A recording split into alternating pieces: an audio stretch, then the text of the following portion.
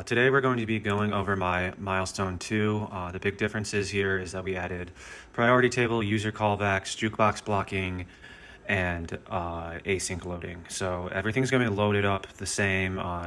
1 and 2 are going to be the same demos from last time. The only difference is now that the jukebox is loading, jukebox loads is blocking. So you'll see it's going to create a playlist callback with a done flag. Done flag's going to be false, and then it's going to sit there and wait until it is changed to true. So that is the only real difference, is that it will sit and load block loading, so that we got rid of this need for this hack. So 1 and 2 are the rest is the same. And whoops, skip past. So now we have number 3. Number 3 is our priority table. So we're just going to load one file, and then we're going to load it, and we're going to start our demo 3. So let me go to demo 3, and so for demo 3, we're going to create 11 instances of the coma sound, all with various priorities, and you'll see them kicking each other in and out of the priority table. We'll print that between each one. So why don't I go to the priority table in sound for you. So we're going to print the priority table. So let me go to sound so I can show you the priority table and exactly what happens when we hit play. So we have our priority table, which is just a table of songs with their times and their priority. And when we hit play, we're going to check and see, is there an open slot? If there is, we'll just create the command to hit play and send it. And when we hit open slot, by the way, it will, if there is an open slot, it will place it in it. So let me go down and show you. So it will update that table, that index in the priority table to the sound that's being sent in. And then if there is not an open one, we will then check if the priority table, we will then check the last slot in the priority table and see if our priority is greater than, less than, or equal to. We do that by having priority check whether it's it will check whether its priority is less than, and if the priority is the exact same, then it will check if it's been playing for longer. And then the other thing is that every time you check to see if there's an open slot, it will then sort the priority table. So that way we know that the very last one is the least priority. All right, so that will keep playing different instances of the coma sound and continually kicking ones off the priority table if they have less priority and the table's filled up. And then this last one, K, that we do will get rejected because it has the least priority, and we'll see that in the demo at the end. Now for number 4, demo 4, we're doing user callbacks. So for user callbacks, we're going to go up here. So this is the loading stage. It's going to load all of the sounds, and then we are going to have the voice callback user. That's just so that its callback is different from the other callbacks. And so we go here, and we're going to add our sound to the sound manager, and we're going to be using these user callbacks. Everything else is the same, just playing print priority and playing the sounds in the order that's requested. But let me go to the user callbacks and show you. So the sound manager is going to add it.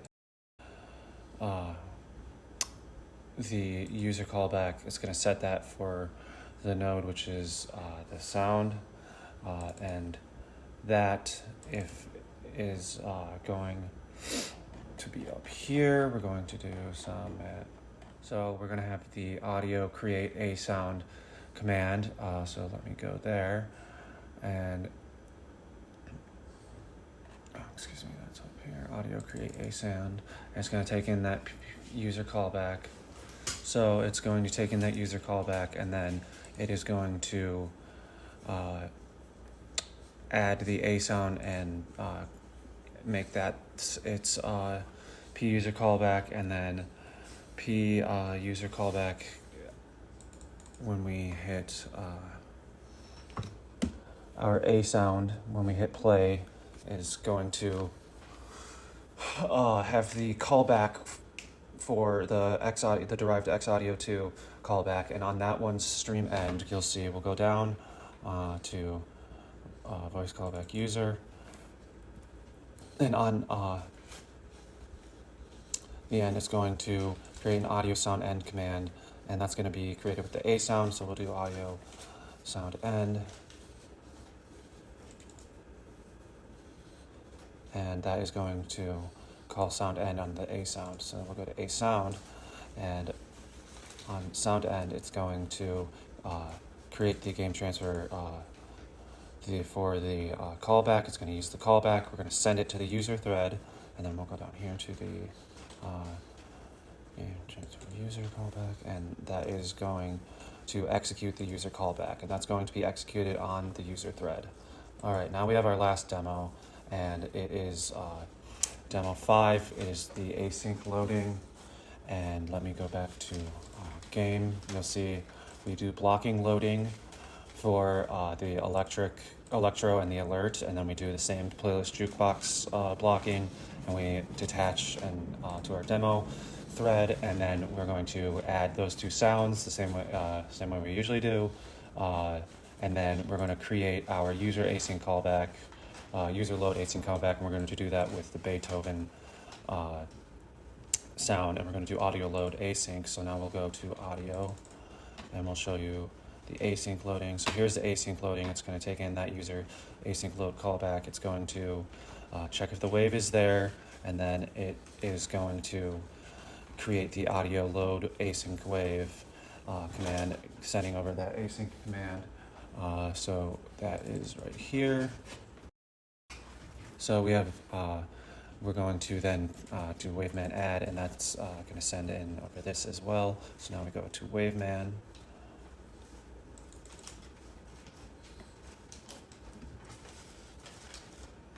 And then waveman add using that callback is then going to create the new file async load file command, and that's going to load it on the file thread.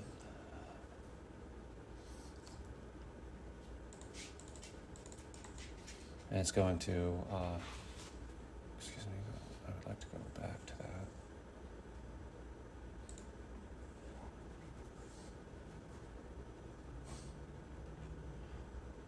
Excuse me, sorry, this thing is taking way too long. And then we're going to set it to pending, setting over that load async, and then we're going to go then to wave to set pending.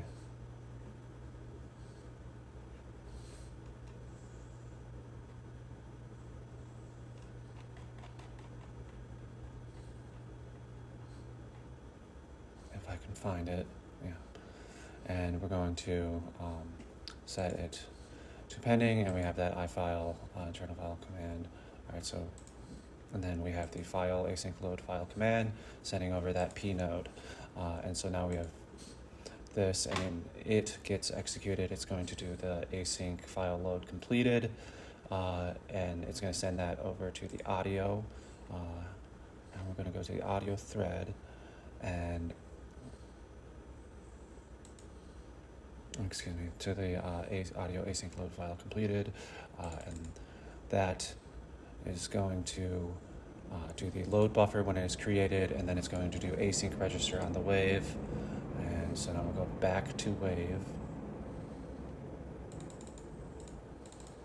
and when we do async register, that is down here, we're going to create the game transfer load, and that's a misnomer. It's not game transfer anymore. It's user transfer, but load user callback, and going to send over that callback.